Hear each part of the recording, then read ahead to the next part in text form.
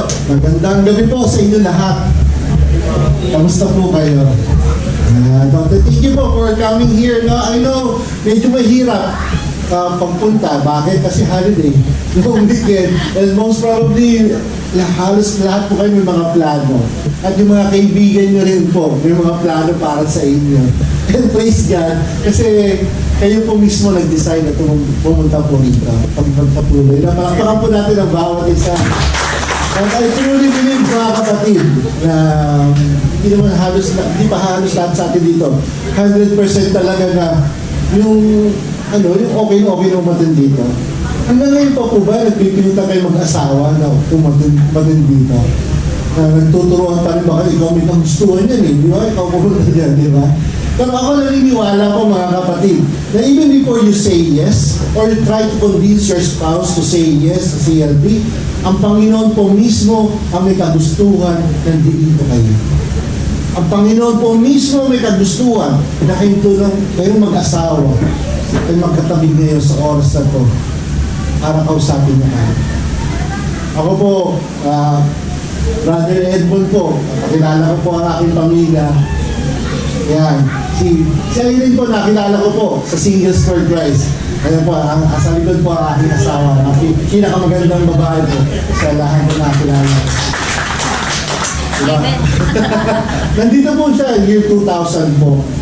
Dito lang po kami nagkakilala. Dumating po ako rito, year 2004. Wala po ako kaplano-plano talaga pumunta ng Dubai. In fact, nag-decide lang po ako pumunta rito para samahan ko yung nanay ko na mag-aalaga po ng unang apo niya sa kuya ko na nandirito. Sinamahan ko po siya. Sa totoo lang po, nung tinanong ako ng kuya ko kung pwede ko samahan ng nanay ko, lasing na lasing po ako. New Year po kasi yun eh. Kaya nahihilig po ako may magbanda-banda, batang tundo po. Sa eskinita namin, nilalabas namin yung banda namin, ang instrumento namin. Pero that very moment, ng New Year's Eve, may lamay po sa tapat ng bahay namin. Kaya hindi po ako makapag-ingay, mga tropa namin, kalat-kalat kami. Kanya-kanya na lang po kami, lasing na lasing po kami sa bathroom kami. Ganitong New Year natin. Kaya kausap ko yung kuya ko, sabi ko, huwag mo akong bisa. Sabi ko sa kanya. Sinuluyan nga na po. Sinuluyan niya po ako. After few months, nandito na po ako. Kagagraduate lang pala ng mga kuya ko sa CLB, sila mag-asawa. Matik, pinaupo kami din ako sa Singles for Christ. Hindi ko naman akalain na gagamitin pala ako ni Lord para maging answered prayer ni Irene. Baliktad po. Baliktad po. Si Irene po, nung nakilala ko po siya, sabi ko, tamang timing po to have a relationship. In fact, kung tatanungin niyo po, mga tropa ko sa Tondo, paano ako napunta rito para sa kanila? Edmond, diyan ka lang, exiled daw ako rito. Parang, ang tatahimik ka siguro pag napunta ka na nandiyan sa Dubai. And praise God. Kasi I truly believe na nilayo ako ng Panginoon sa isang environment that even myself, I cannot control. Ako po, pili ko wala kadire-direksyon ang buhay ko. Ang tatay ko, tinanong na ako, Edmond, ano ba talagang gusto mo mangyari sa buhay mo? Gusto mo maging abogado? Na-kick out naman po ako after first year law school. Nagbabanda po ako, pero kung saan ako nagpupunta. Hindi ko talaga alam kung ano mangyayari sa buhay ko. Graduate po ako ng political science. Nag-aaral pa lang po ako, iniisip ko ano na magiging trabaho ko. Naisip ko siguro, pero oras, binabayaran ako sa mga kanto na may pagdibabi ako habang nakapag-inuman. Ganun lang po ang iisip ko, pero iba yung plano ng Panginoon. At para sa akin, pagpasok ko sa community ito through Singles for Christ, niready ako ng Panginoon sa buhay niya. Hindi po ako ready para sa isang relationship, yung seryosong relationship. Bunso po ako sa magkakapatid na 4 na puro lalaki. Ang 3 kapatid ko po ay nagsiasawa at the age of 24. Halaga, 2 taon na ang pagitan namin 4 eh. Every 2 years, may mag-aasawa. Kaya naman, 24 years old na, ang tatay ko naiisip na, ano lang, mag-aasawa na rin ba ako? Sabi ko, malabo. Malabo. Parang, sarili ko nga, hindi ko kaya dali. Yung pakayang merong, di ba? Yung may shota ka nga lang, parang may tinutuyo, di ba? Kinakabahan ako pag kami na dalawa. Diba?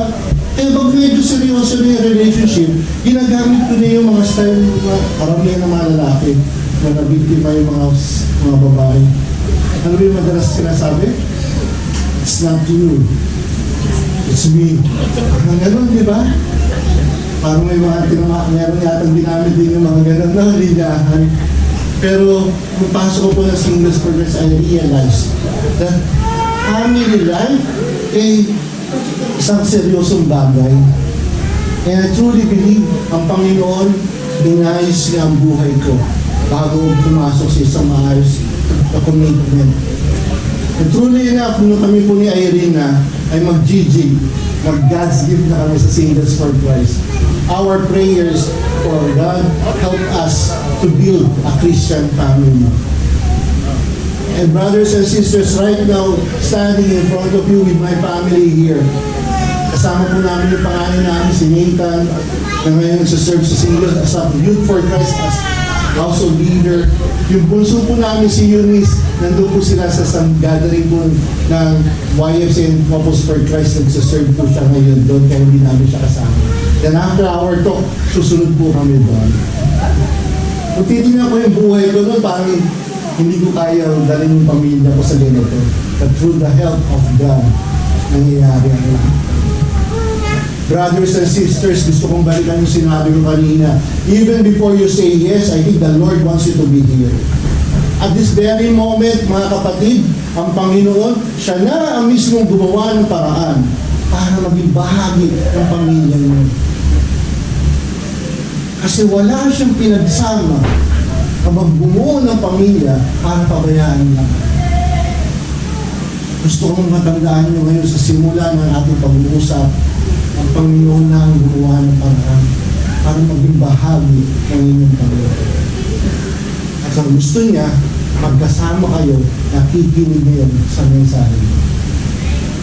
Kung ano man ang maririnig nyo sa mga oras na to, sa pagpapatuloy natin, as feeling mo, pinakausap ka ng Panginoon, handaan mo, tunay nga at kinakausap. Simulan muna natin ang ating talk. Simpleng laro muna, no? Tanong natin. Turuan kayo, ha? May matatanong ako rito, turo nyo kung sino talaga yung nakaka-relate, mas nakaka-relate. Okay ba? Simulan natin, sabihin natin una, sino po sa inyo mag-asawa na nag-excel talaga sa eskwela, pagdating sa school? Di ba? Sino sa inyo? Ang hirap mas turuan niyo ba? Parehas yata, no? Yung high school ba kayo? Valedictorian isa, tapos tutorial isa, no? Tapos magkalaban pa natin, no? Yun pala, magkayo rin pala at the end, no? Ganun ba? O kaya naman meron sobrang talino, di ba? Tapos biglang merong sa eskwela, yung di ba? Yung ayaw na pumasok, tapos balang araw kayo din pala magkakatuluyan, no? Di ba? Sino po? Okay, ano ba? Nagkasundo, no? Sige, tingnan natin. Sino po sa inyo ang takot sa gagamba? Meron na sa inyo mag-asawa, takot sa gagamba? No? O isang mga lalaki, gano'n. Okay, ipis, no? Monster. Okay, tingnan natin. Sa inyo po, pag nanonood ng movie, sino yung mabilis, umiyak? Parehas? Parehas? Yung relate parate? No? Sino po rito yung mahilig manood ng K-drama? O kaya Chinese drama, gano'n. Diba? Eh yung usually mga sister po mahilig daw. Pero mga brothers din nanonood din. Ako po natuto na lang sabayan yung misis ko. Kasi pag nanonood yan ng mga K-drama, kinikilig yan, gusto namin niyayatop eh. Nandun ako, di ba? Kaya pag nanonood siya yung Crash Landing on You, di ba? Gopong-gopo siya. At tabi lang ako kasi feeling ko, gopong-gopo siya sa akin din eh. Gigigil siya sa akin, no? Ay, diba? Okay, sino po sa inyo ang mas maraming nakakatanda ng mga important events sa buhay? Birthdays, reminder, meron? Meron? Wala, no? Pero yung mga pagkakamali natin, brothers, tanda nila, no? Huh? Talaga Talagang historical ang dating eh. Sige. Sino po ang medyo pagdating sa mat, kailanganin. Pag lumapit yung anak nyo, paturo naman, tuturo na, lapit ka sa natin, lapit ka sa namin mo. Tawagan mo yung tita mo. Ay, gano'n ba? Sige. Alam niyo po, maraming sa atin eh. Iba-ibang pinagdaanan natin. Talagang, alam niyo yung tayo bilang pamilya, iba-iba yung character natin. Napakaganda ng pamilya. Napakaganda ng plano ng Panginoon sa bawat pamilya. Di ba? Ang pamilya po, sabi nga, if it is displeasing to you to serve the Lord, choose today whom you will serve. The gods your ancestors served beyond the river of the gods of the Amorites, in whose country you are dwelling. As for me and my household, we will serve the Lord. Diba? Sa Bible po, malaki na talaga yung plano ng Panginoon sa bawat pamilya. Ang bawat isa po sa atin dito, hindi lang yung nagkataon lang. Talaga, kahit nasabihin natin, sinagot tayo kung sino man ang sumagot sa inyong dalawa. Eh, ang Panginoon mismo ang tumulong para magkakanto tayo. Diba? Tayo po, ang bawat pamilya, hindi tayo perfect. Wala naman talagang perfect family. Pero tayo po ay napakagandang regalo ng Panginoon ng Diyos sa bawat isa. Imagine ninyo magkaiba kayo na pinanggalingan in terms of location, region, culture. Ako po, lumaki ako ng Maynila talaga.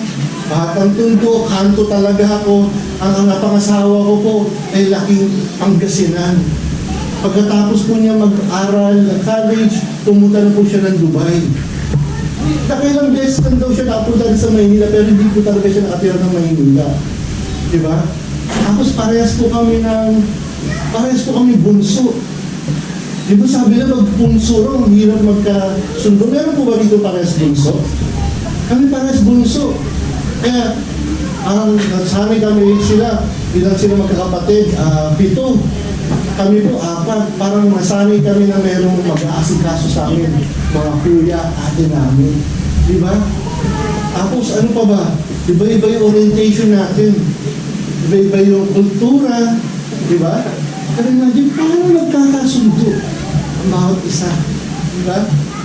Naalala ko po nun, bago po ako ikasal, nung minimit namin yung mga kaibigan namin, isa sa mga kaibigan ko, sabi sa akin, Edmond, sabi niya, alam mo yung pag-aasawa, pagdating na, after 5 years, diyan mo malalaman kung kayo talaga sa isa't isa. Sabi nga nun, 5 years na talaga, Brad. Abulong pa yun kasi nandun yung misis niya. Sinasabi mo sa'yo, Brad, 5 years na. Sabi, bakit? Kasi pagdating ng 5 years, parang yung wala na yung spark. Nakikita mo na yung yung mga hilig niya, vices niya, diba? Yung misis ko yata, noong unang taon namin, di parati siya puyat dahil sa lakas ng hilig ko. Ito nga gano'n. Ngayon yata, di na siya makatulog, bago di ako may hilig. Harap niya lang hilig na. Diba? Iba-iba eh. Pero yet, mga kapatid, in all of this imperfection, napakaganda pa rin ang bawat pamilya. And it was acknowledged by Pope Francis. Sabi nga ni Pope Francis, I thank God that many families which are far from considering themselves perfect live in love, fulfill their calling, and keep moving forward, even if they fall many times along the way. The Synod's reflection show us that there is no stereotype of the ideal family, but rather a challenging mosaic made up of many different realities with all their joys, hopes, and problems. Diba? Si Pope Francis mismo, in-acknowledge niya na walang perfectong pamilya. But all of this na nangyayari, including the happy moments, the challenges, yan, those are the elements of a family. At yan yung nagpapatibay sa bawat isa sa atin. Diba? Okay, yan yung pag-uusapan natin ngayon, mga kapatid. Ang pamilya ay plano ng Panginoon from the very start. Going back to talk number 1, di ba? Pinaliwanag sa atin during the creation. At kinreate ng Panginoon ang bawat isa, ang mundo. Ganda siya, pero nilikha niya ang tao, nakawangis niya, image and likeness, sabi niya, very good. At yung tao, nung nilikha niya, hindi lang basta yung isang pikit lang. Meron siya talagang ginawa. Hinulma niya, hiningahan niya. Napaka-special ang bawat isa sa atin. That we are masterpiece. At hindi lang siya gumawa ng lalaki. Pinagdala niya pa ng babae. Because it's his intention na magkaroon talaga ng pamilya. Kaya mahirap tayo compare sa mga hayop. Diba? Hindi tayo pwede compare sa mga hayop. Kasi binigyan tayo ng Panginoon ng special treatment ng ating katalinuhan para maging iba sa mga hayop. Tayo para magbuo ng isang pamilya at mag-build ng relationship. Ano yung plano ng Panginoon sa bawat pamilya? Intensyon ng Diyos sa bawat pamilya ng transmission of life. Ng bawat pamilya is a home of God. Andaan natin yan. Each family is a home of God. And every member of the family belongs to God. Ang bawat isa sa atin dito ay para sa Diyos. At ang tahanan natin ay para sa Diyos. Diba? Tandaan po natin yan. Ang Diyos ang nananahan sa atin. Kaya ibig sabihin, kung ang Diyos ay nananahan sa ating tahanan, napakasagrado ng pamilya. Napakasagrado. Kaya ganun na lang po tayo, mga Katoliko, kung gaano natin pahalagaan ang pamilya. Would you believe that only Vatican and Philippines ang wala pang divorce law? Alam niyo ba yun? Nung ako po sa opisina, ibang lahing katrabaho ko, nung pinag-usapan about divorce, nung nalaman nila ang Philippines ay wala pang divorce, ko sabi, what happened? Why?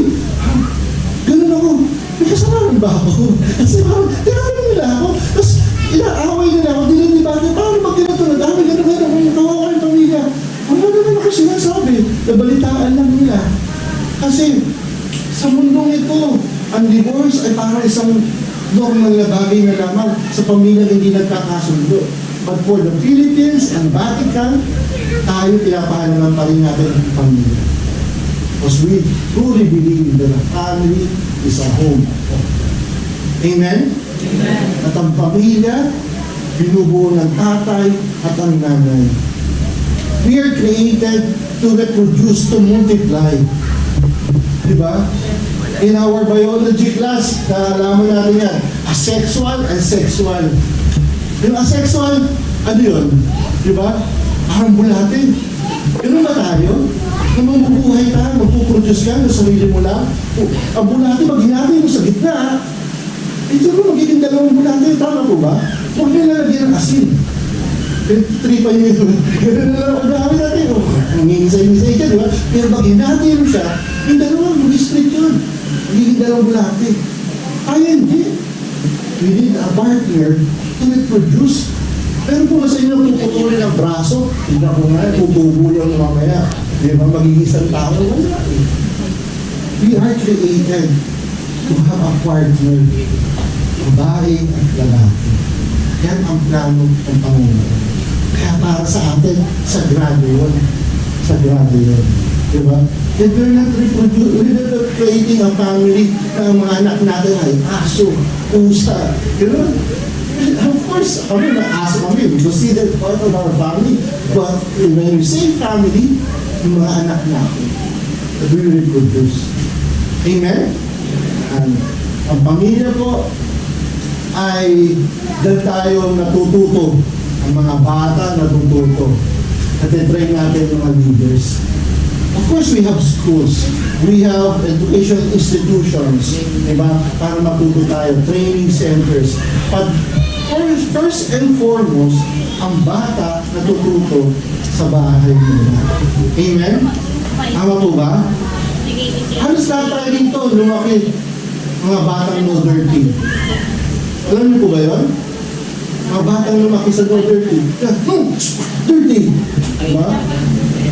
Basic yan eh. Basic yan, diba? Pag yung mga batang, dirty! Diba? Lahat, tinuturo natin sa mga bata. At yung kulturang Pilipino, tulong-tulong pa nga ang buong pamilya. Ang lolo at lola, di ba? Ang mga kapatid, mga tiyahin, tulong-tulong sa pagpapalaki ng pamilya. Tinuturuan natin sila. Alam po natin yan, napag-aralan natin. Ano pa ba kayo? Aralin panlipunan, sibika, kasi ano ba nabutan nyo? Lahat yun? Nakaka-relate pa ako. Salamat. Pag sa SMC, di na nila alam yun. Aralin panlipunan eh. Di ba? Alam natin. Sino yung unang teacher daw ni Jose Rizal? Di ba? Ang pinopromote is yung nanay. Di ba? Pamilya. Tayo na naman. Ako po bilang bunso, naalala ko, ang mga pinsan at mga kapatid ko po ang nagturo sa akin. Paano magbasa. Lumaki doon sa pamphlet na yellow. Alam niyo po ba yung yellow pamphlet? Yung bata. Yung tuturo-turo na gano'n. Alam niyo po, binibili po namin yun sa palengke, may kasama po yung pakpak. Promo po yun. yung panturo, pamano na rin yung patpat na yan eh. Di ba? Doon tayo natuto eh. Hanggang pumasok sa eskwela. Pero higit sa mga academics, mga kapatid, ang pag-uugali po ay natutunan sa pamilya. Napaka-importante. Sa mga edad po ito, di ba? Kala natin sila naglalaro lamang. Di ba? Pero sa bawat kilos po natin, napapanood nila, nakikita nila, yan po yung ginagaya nila. Di ba? Meron po kong bata sa amin maliit. Tawa 1 years old lang po. Anak po ng pamangkin namin, nakasama namin sa bahay. Bago kumain, pinakikita namin sa bata. Paano po yung natutunan namin sa Kids for Christ? Ina-exaggerate po natin yan pag tinuturo sa mga bata. Pinakikita namin sa kanila, let's pray before meal. Ganun. Kapakita mo talaga, in the name of the Father, Son, the Holy Spirit. Ito si bata, hawakan namin yung kamay ng ganyan. Susunod siya. Titi siya sa amin yun. Hindi lang siya, nagdarasal kami. And then later on, pag nakita niya na nakagano na yung mga plato at pinalagyan na namin siya sa upuan niya, gumagano na rin siya. Natatandaan na rin niya. Tandaan niyo po mga kapatid, kahit na yan yung mga batang yan, naaalala na po nila yan. Natututunan nila. Kapag darasal natin, minsan ng mga bata parang wala sa attention, di ba? If you pray the rosary, even when you bring them to church, kung gusto nila maglaro, naglalaro sila. Pero pag kailangan magseryoso, consecration, pakita nyo sa kanila. At this very moment, seryoso tayo. Kahit maglilikot sila dyan, maglalaro sila sa upuan. Pakita mo pa rin, seryoso tayo. Kasi later yun, matatandaan nila. Amen? Yan, nagturo na sa mga bata. Alam niyo po, sabi nga ni bro kanina, sa Kids for Christ kami. Sa amin, realization namin ni Irene, nung nag-involve kami sa Kids for Christ, ganyan pa lang yung mga bata. At nasabayan namin sila. Kasi na, pagdating nila ngayon, sa edad na teenager sila, yung pahalaga nila sa pamilya, ay ganun na lamang. Kasi natutunan nila during their time, ito sinasama nila, namin sila sa mga ganitong gathering. Okay po ba? At the same time, sa pamilya rin daw, tinuturuan natin sila para maging leader. Di ba? Ano magiging leader? Simula tayo of honesty. Di ba? Tuturuan natin sa kanila na magsabi parate ng katotohanan. Di ba? One time, nung kami po ni Irene na Singles for Christ pa, nung papunta kami sa service, yung pagtawid namin ng kalsada, meron po nag-beat ng red light. Ang makatuwid, tinamaan niya kami. Tinamaan kami. Slight lang naman yung damage. Pero, nagulat ako doon sa magulang na sinasabi niya na hindi pa raw sila green. Ay, hindi pa raw sila red. Sabi ko kay Erin, imagine mo, yung mga anak niya, naririnig yung sinasabi niya. Alam mo mga anak niya, kasama sa sakyan, na nagsisinungaling yung tatay nila. Kasi binigyan mo red light. So mga simpleng bagay na gano'n. Di ba? Napukonfuse yung mga bata. Sa totoo lang, nung mali tayo, magaling sabihin talaga kung ano yung tama o mali. Pero habang tumatagal tayo, minsan yung mali, nag-justify pa natin because of our experiences. And in our family, let's help our kids and even ourselves na maging patotoo tayo, na maging tunay na leader. Imagine mo kung ang bawat pamilya, pinalaki ang mga anak nila sa tama at tunay, na hindi sila magsisinungaling, hindi sila ang katotohanan lang yung alam nila. Di ba? Imagine mo yung mga leaders natin, wala siguro tayong mga trapong tinatawag natin. Wala siguro tayong mga corrupt ngayon. Di ba? Wala siguro ngayon. Meron po bang pamilya rito na lumaki sa politika? Meron po ba? Siguro kung meron man, ako po standing here as siguro, sama magamit ko yung political science student ko. Yung pag-analyze ko, kung ako tatakbo ko sa isang gobyerno, maganda yung intention ko. As a newcomer, okay yun eh. Okay. Pero pag ako nanalo, tumakbo na aking term, at yung pamilya ko, lumaki na rin sila bilang politician ako. Yung mga bata na-absorb nila of how I handle being a politician. Yung mga second generation natatakbo na ng mga anak na lumaki sila na politician and politics yung pamilya nila. Sometimes yung intention na tumulong, maglingkod, ay napapalitan na protektahan ang pamilya nila. Protektahan ang pangalan nila. Kaya yung second generation ng mga politician, that family, ang intention nila is to protect the name of their family. At doon na nagsisimula yung alita. Diyan na hindi nila matanggap na matatalo sila. Diyan na nagsisimula yung talagang gagawin na ang lahat. Huwag lang tayo matalo. Di ba? Pero mga kapatid, if we go back here, sa Christian family, we teach them properly na hindi lahat ating panalo. Hindi lahat tama. O hindi sabihin, lahat ay okay. That we face the challenges, even when we are defeated, we explain to our kids na okay lang yan, makakabawi rin tayo. Amen? Okay ba yan? Okay ba? Sige. And the family also, sa po ba?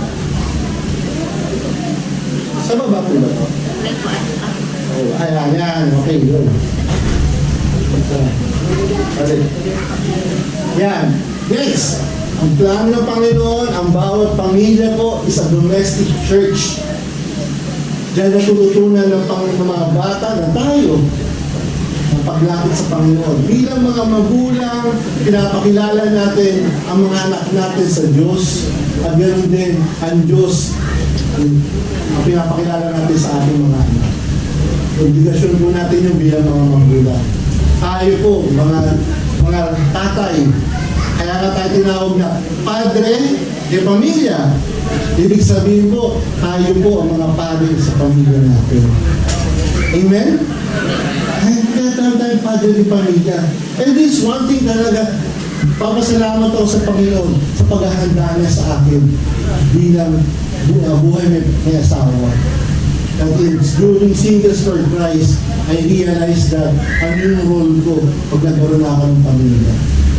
Kasi I heard in one conference na sabi nila, kung ano ka, nung age 21 ka, most probably, yung ugali, yung habit mo, yan ang dadalhin mo pagpasok mo sa may asawa ka. Mababago man yan, pero most of your habits and attitudes and character, yan ang madadala mo sa pag-aasawa. Diba? And so, ang Panginoon, inaayos ang buhay mo natin. Diba? Gusto kong tanungin kayo, pwede nyo na lang ako kindatan o smile na lang ako, ha? Kung ayaw nyo mahalata yung reaction nyo. Sa inyong pagpunta dito sa CLP, let's say, perfect attendance for the last 5 weeks, may napansin na po ba kayo pagbabago sa sarili? Pero nga, may napansin na po ba kayo pagbabago sa asawa niyo? Di ba? Nakikita sa mga ngiti niyo, di ba? May May nagbabago na po ba? In terms of your prayer life, meron na po bang pagbabago may napansin sa prayer life sa sarili niyo? Diba?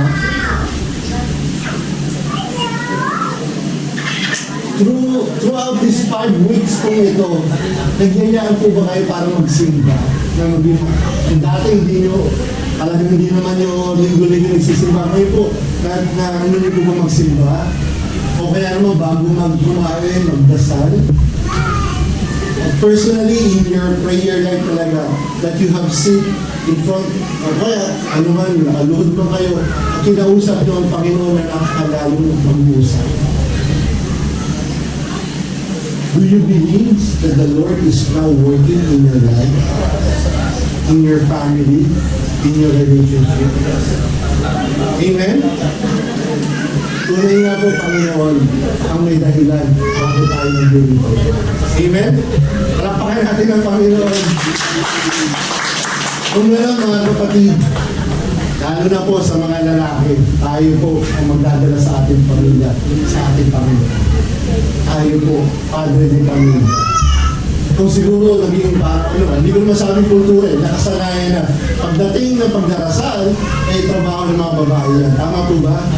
Kami po, lumaki rin kami gano'n.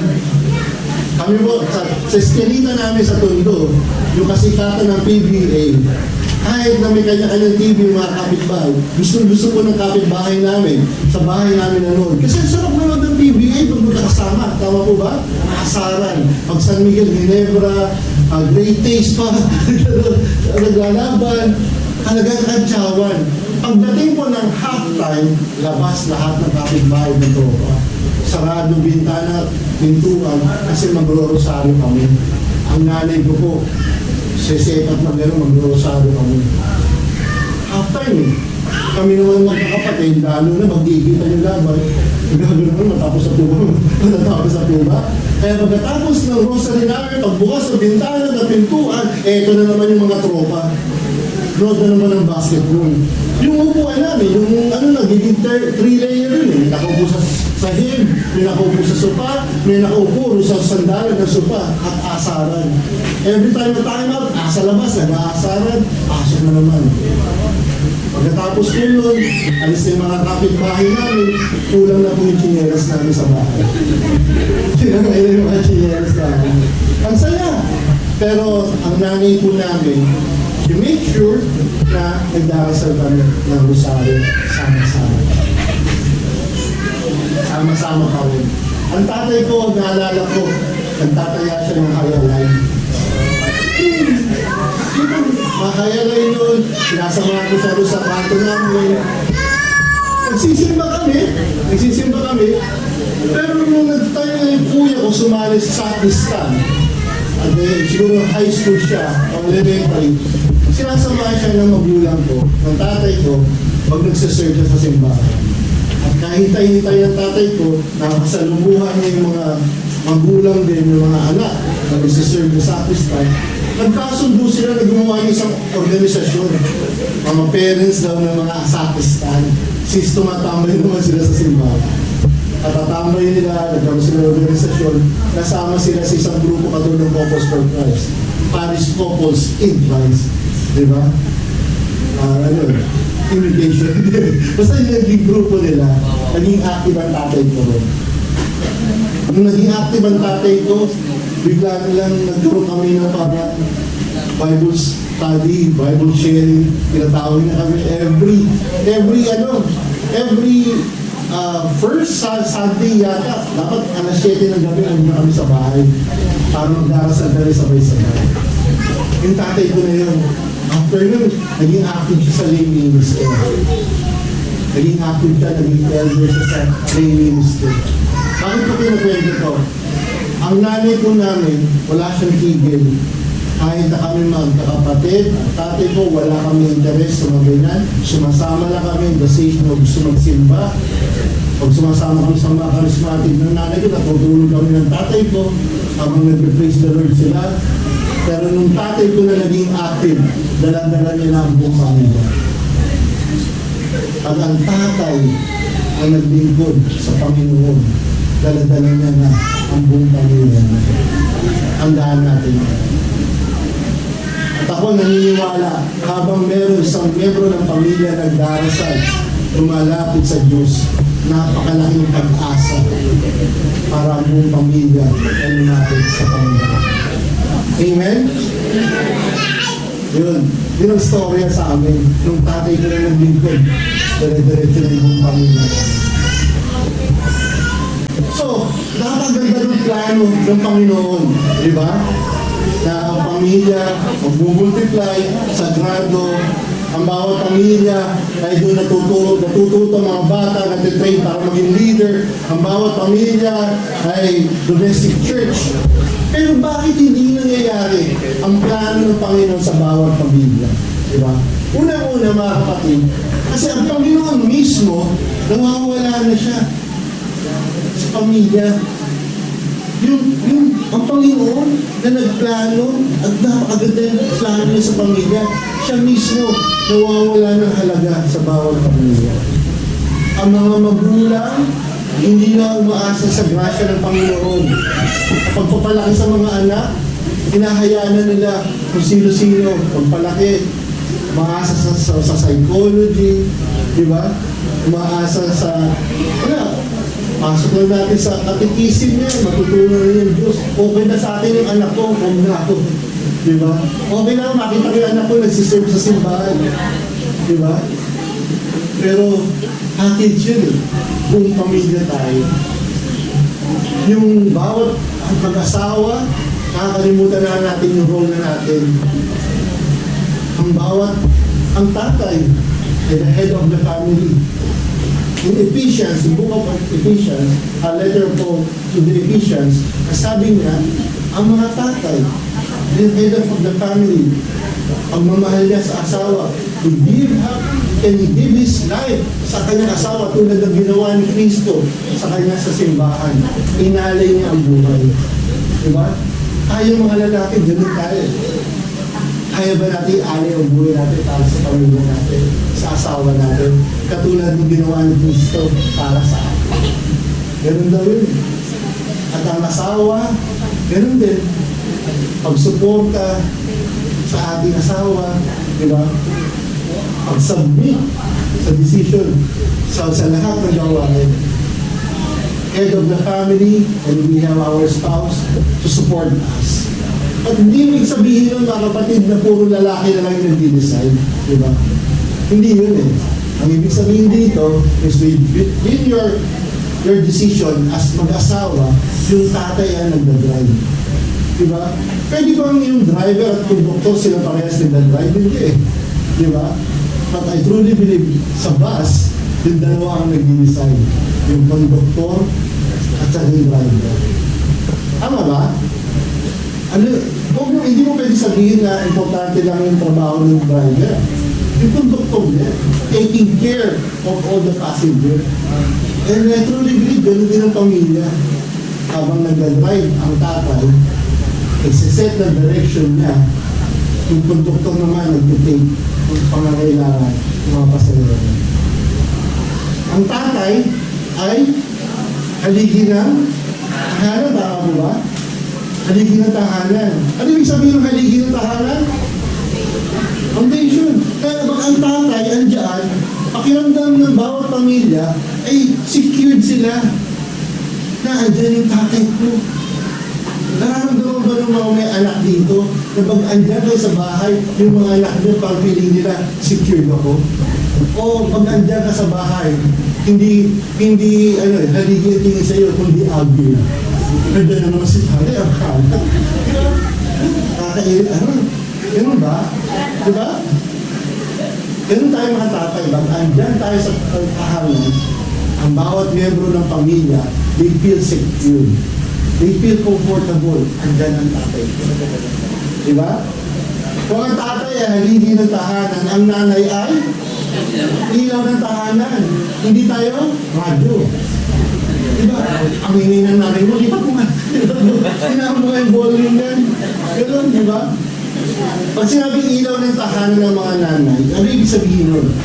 Ano ba ilaw? Nagbibigay ng liwanag. Di ba?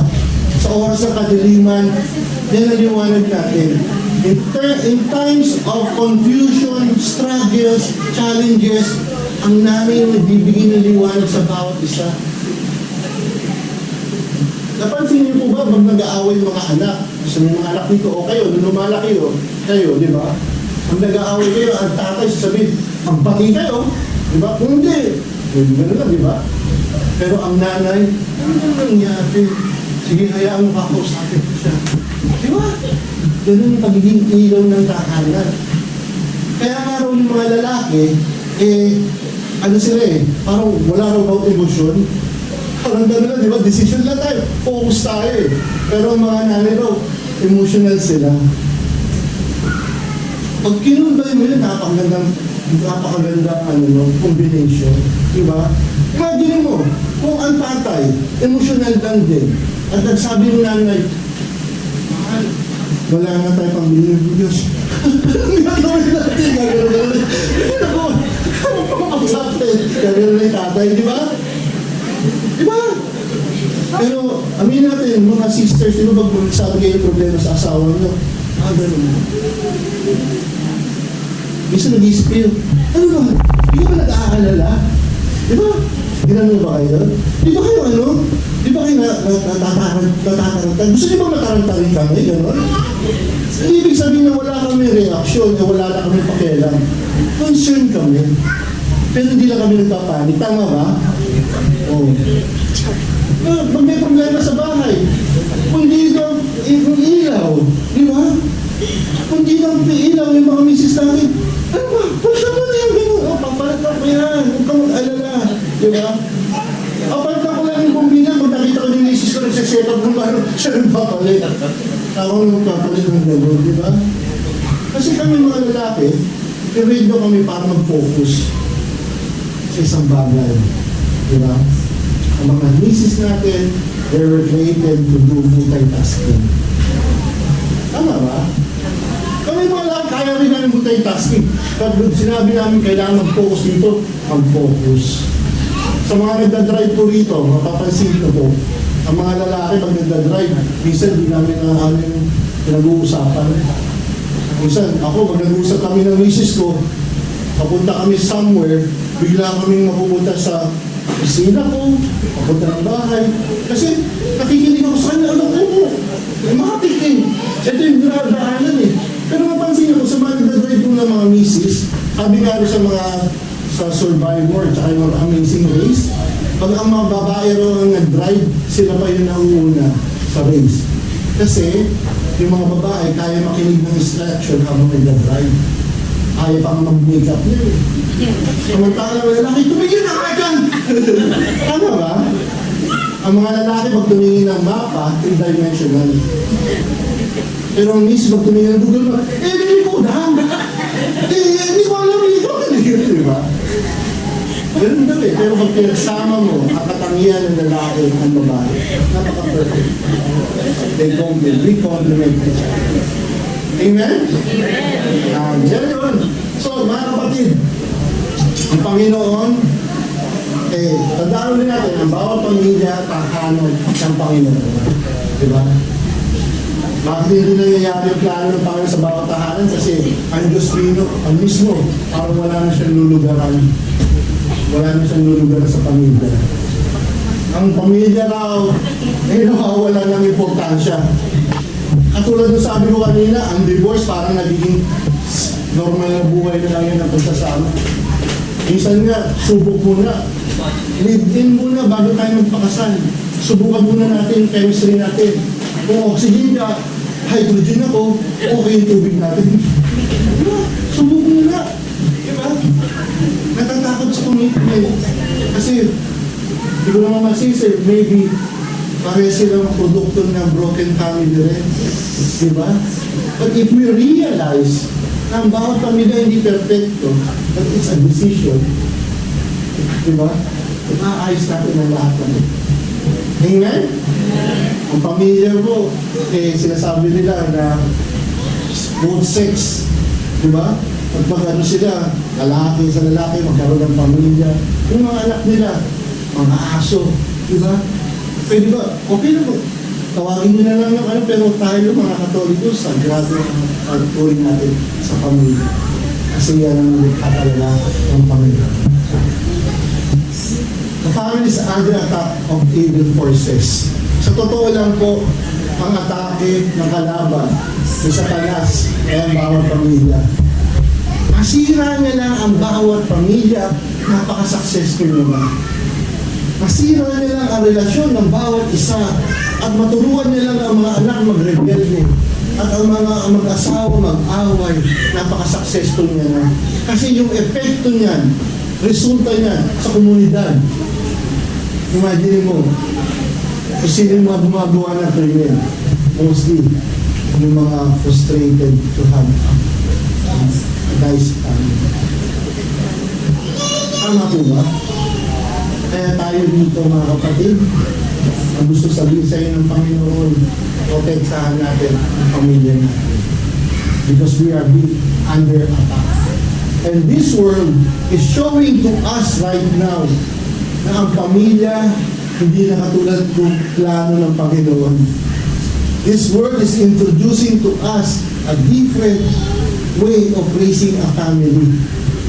Malayo-malayo sa plano ng Panginoon. Edmund, 2024 na. Yung sinasabi ng pamilya, Edmund, kaya hindi na applicable yan. Ang mundo nagbabago. Kapatid, kahit anong sabihin mo, ang salita ng Diyos, hindi nagbabago. Amen? Sabi nga, mawawala ang lahat. Everything will perish. And the word of God is still the same. Amen? Amen. So mga kapatid, anong pwede natin magawa? Anong pwede natin magawa para manatili ang plano ng Panginoon? Simple lang, tatlong bagay. Unang-una, let's eat together. Di ba? Pagkain po, sama-sama. Ano po ba ang sitwasyon nyo sa pagkain na sama-sama kayong pamilya? Merong mga rules po ba kayo pag kumakain? Walang gadget? Nung lumaki po ako, walang nanonood ng TV. Dati ang ano na ng pamilya, TV, tama po ba? No? Kasi dati, bibigyan kayo maraming TV sa pamilya eh. Ngayon, bawat kwarto yata, may TV yata kayo, di ba? Dati, walang gadget, kundi TV lang. Pag may kumakain, walang nanonood ng TV. At kailangan sama-sama. Tama po ba? Sa ngayon po, every meal namin mag-anak, mag-pamilya, whether it's lunch or dinner, I really enjoy it. Kasi without gadget, talaga nag-uusap-usap kami.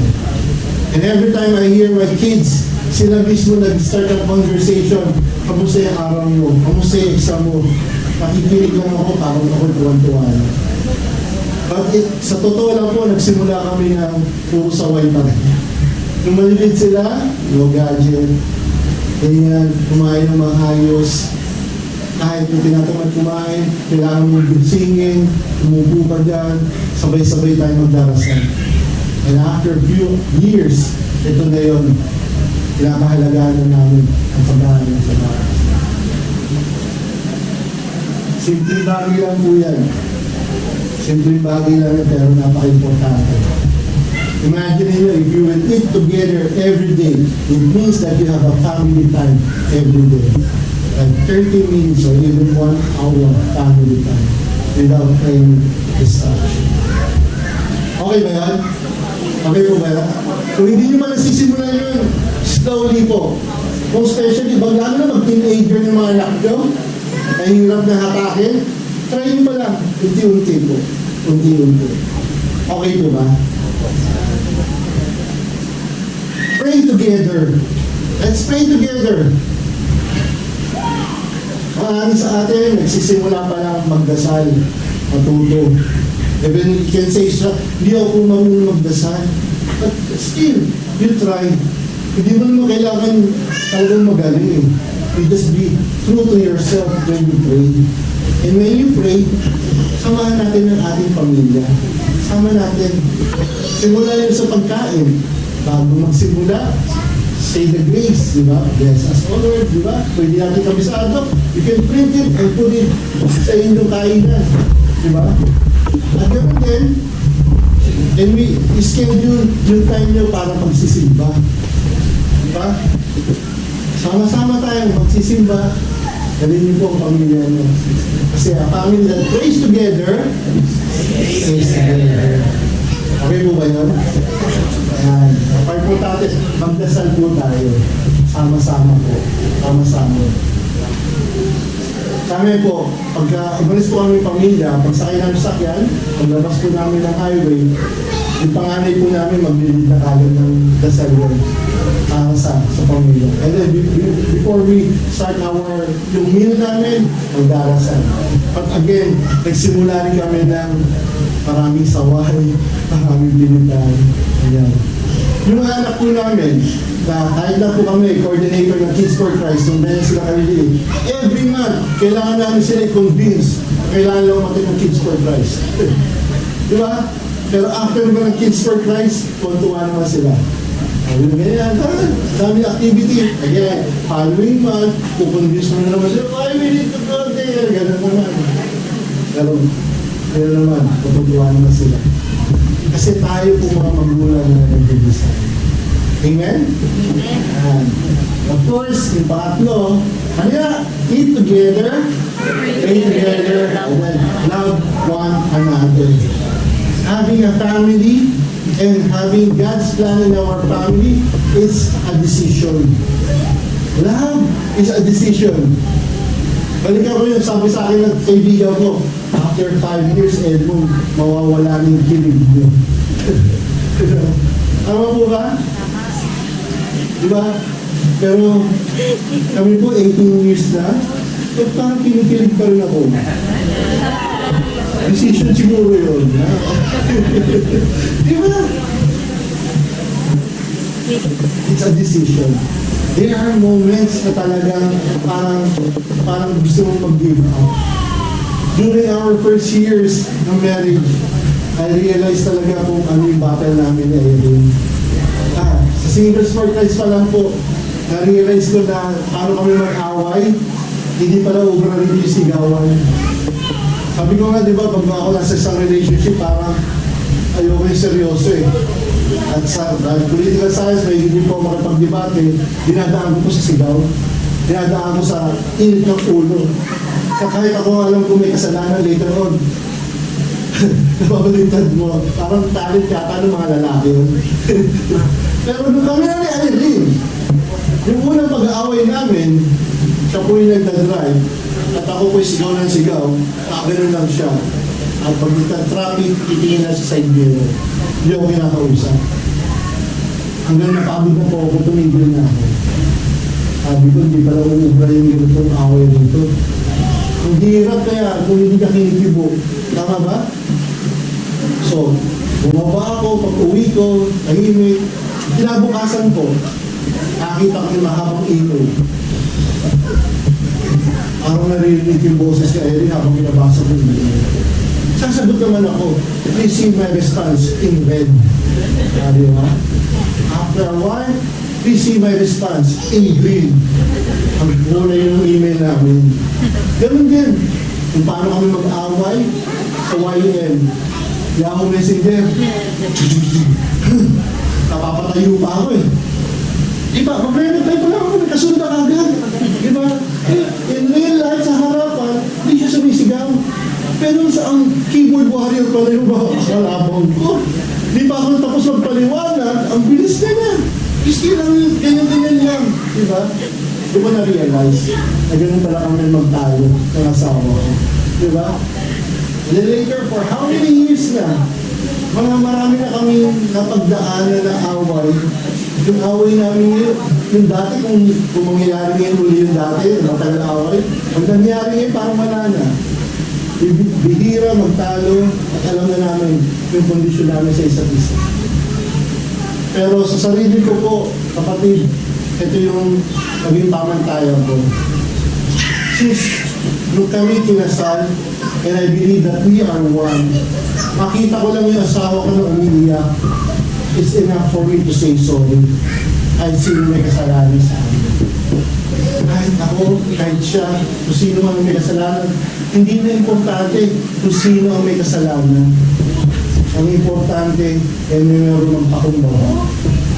At para sa akin, makita ko lang siya umiyak, nasaktan. Hindi na namin pag-usapan kung sino may kasalanan. Kasi na for me to say sorry, kasi nasaktan ko siya. And it's one part of the decision that we really need to take. Amen? Alam ko may mga kanya-kanya tayong storya. Hindi naman natin sinabi yung applicable sa pamilya ko, applicable sa pamilya niya. Hindi po pwede. Kanya-kanya tayong pangalan. But I truly believe that the Lord will help us. Amen? Alam naman natin, ang pinakamatibay na structure is binubuo ng triangle. Tama po ba? Sa bawat ginagawa natin, mayroong triangle. Even the Burj Khalifa, isang principal triangle. So ganyan, no? Di ba? May supporter, may triangle yan. Yung tripod, bakit pwede naman square yun, di ba? Mag-triangle. Para maging iba yung foundation niya, yung strength niya, di ba? In our family, in your relationship, to build your triangle, hindi anak ang bubuo niyan. Ang Diyos ang bubuo. Kung isasama niyo ang Diyos sa inyong relationship, you will have a strong foundation to form your triangle. At yung anak mo, sila ang mag-benefit. Kaya kung meron na sa inyo na sinasabi wala kang anak, ibig sabihin hindi kayo kompleto. Isama niyo ang Diyos sa inyong pamilya, kompleto na kayo. At yung papalaki, bigyan kayo ng anak. At marami kayong mga pamangkin na papalaki. Lahat yan, buong pamilya niyo, even your in-laws and out-laws, magbe-benefit sa relasyon niyo kasama ang Diyos. Amen? Ito yung gusto ko parati sabihin. Tayo lahat dito, sinatawag na OFW, kahit ayaw kayo kung sino OFW. Lahat tayo dito binigyan ng pagkakataon ng Panginoon pumunta sa abroad. Bakit ikaw? Bakit ikaw pa? Ang hinayaan ng Panginoon pumunta dito sa inyong pamilya. Kasi alam ng Diyos na pag binless ka niya, mag-bless ang pamilya. Hindi ibig sabihin na nag-asawa ka na, hindi mo na mag-bless yung pamilya mo. Ibig sabihin nun, sinamahan ka ng Diyos. Binigyan ka ng katuwang para mas malawak ang blessing na ibigay. Amen? Sama nyo ang Diyos sa inyong relationship. Kasi siya na mismo gumawa ng paraan sa mga oras. Gusto kong tawagin ang aking mga sharers. Unahin ko muna po, mag-asawa ko, syempre.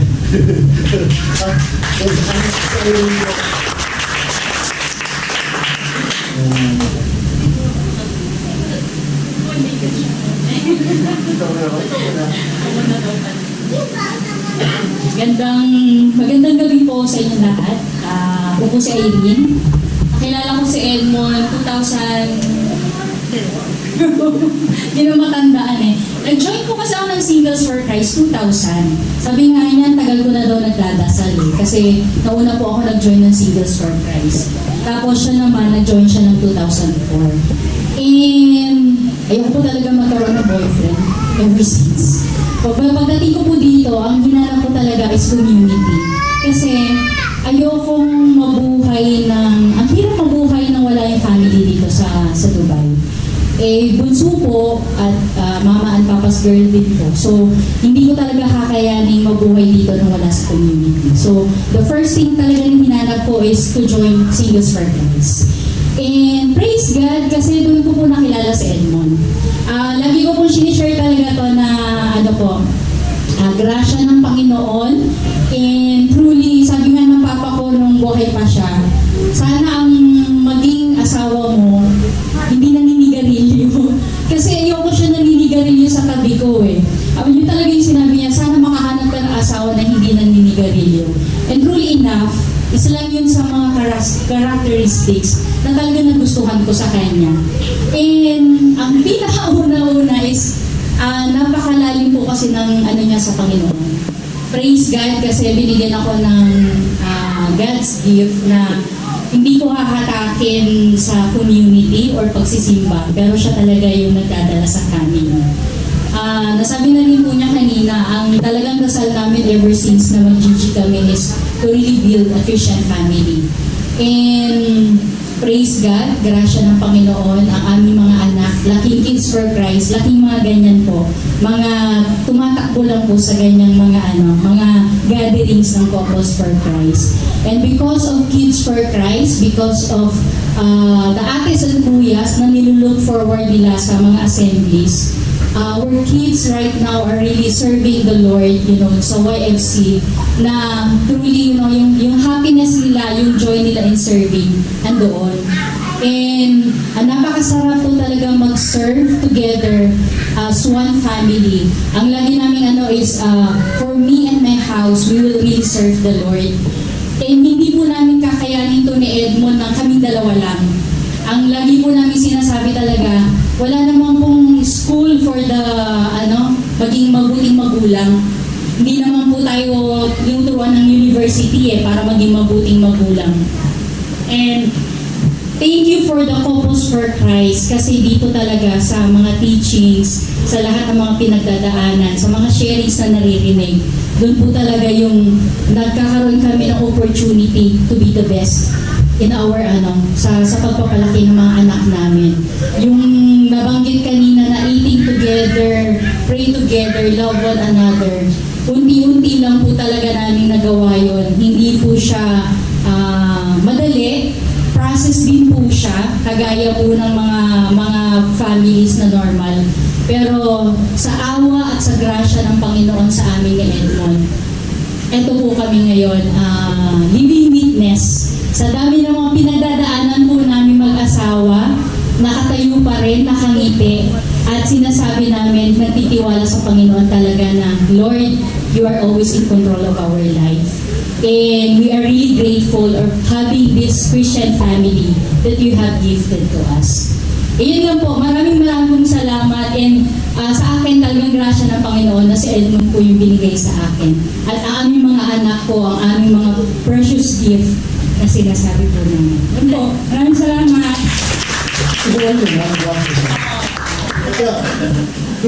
Nung yung prayer namin is to have a Christian family.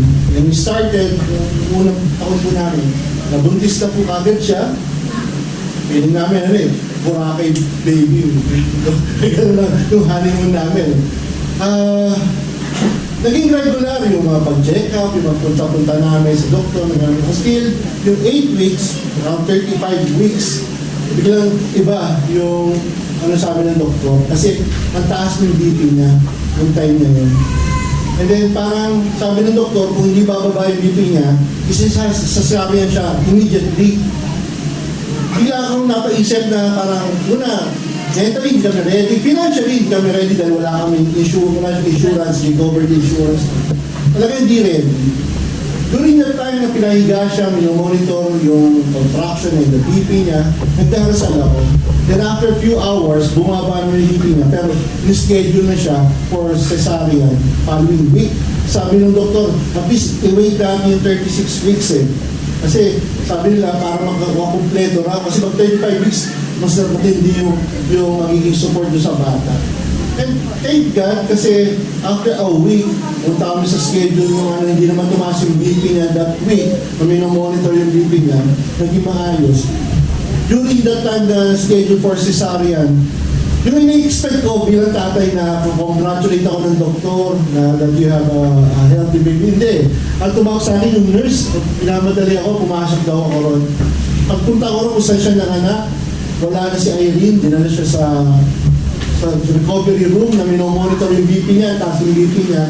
At yung anak po namin na sa sulok, na nilapit ako yung doktor, napakaliit, at habang lumalapit ako, narinig ko yung dito na hininga niya na gano'n talaga na pag every time na humihinga siya, na mamaluktot siya, na I know that there's something wrong. Pinapaliwanag sa akin ng doktor na there's something about his respiratory niya, and we will do everything that we can, sabi sa akin. Alam mo, yung pag narinig mo yun sa pelikula, di ba, parang ano ba ito nangyayari ito? Parang after that, parang ang marami yung pangyayari. Dumating yung mga kasama namin sa Couples for Christ, nandun, silang pinapaliwanag yung sitwasyon. Ako na, simula na nararamdaman ko na stress na ako. Hindi ko imagine na ganun yung mangyayari. And then, after a few hours, tinawagan ako ng nurse, kausapin ko rin doktor. Sabi sa amin sa ospital, they are advising us to, yung anak po namin, ilipat sa ibang ospital na mas kailangan ng espesyalista, kailangan ng mas maraming aparato. Kasi doon, wala silang espesyalista, kulang yung ano nila, para sa kondisyon ng anak ko. Sabi ko, Dok, pwede bang hindi ko kaya yung asawa ko, dinomonitor, kasi yung anak ko rin, nandito sa NICU, dinomonitor, dami nakalagay sa kanya. Pwede may chance pa ba na huwag natin ilipat? Sabi sa akin ng doktor, let's take it for 2 hours and monitor pa. But I'll take this as your guess. Kahit ano mangyari, ililipat natin siya throughout that 2